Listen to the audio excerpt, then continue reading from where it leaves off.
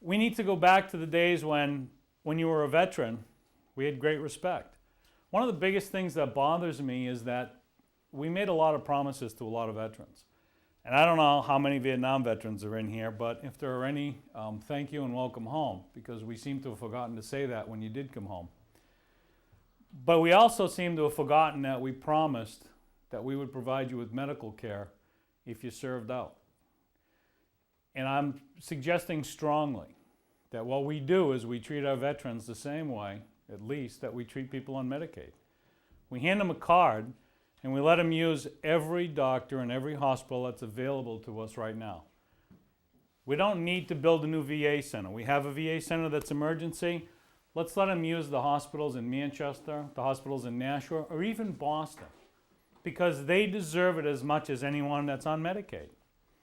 And I must be right, because I've been talking about it since February 6th, and 2 weeks ago Paul Hodes held a press conference to announce that he came up with a new idea that we should hand Medicaid cards out to veterans because there was no need to build a hospital. We might as well let them use the same system we let everybody else use.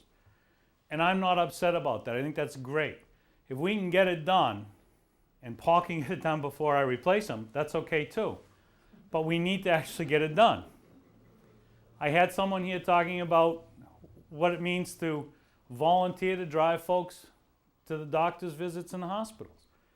And I look and we talk about he only gets 14 cents a mile as a credit on it. It's not even a credit, as a deduction on his taxes.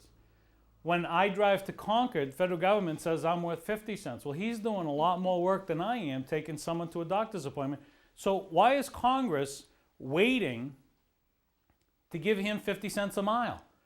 Because when we stop having volunteers drive our folks to the doctors and the hospitals, eventually what it means is we're going to have to hire somebody and make them a government employee. That's twice as much. So what is Congress's problem? Why can't they get these things done? Well, they can't get it done, one, because they're too busy pointing at each other saying, he won't let me do anything. When I go there, it's going to be different.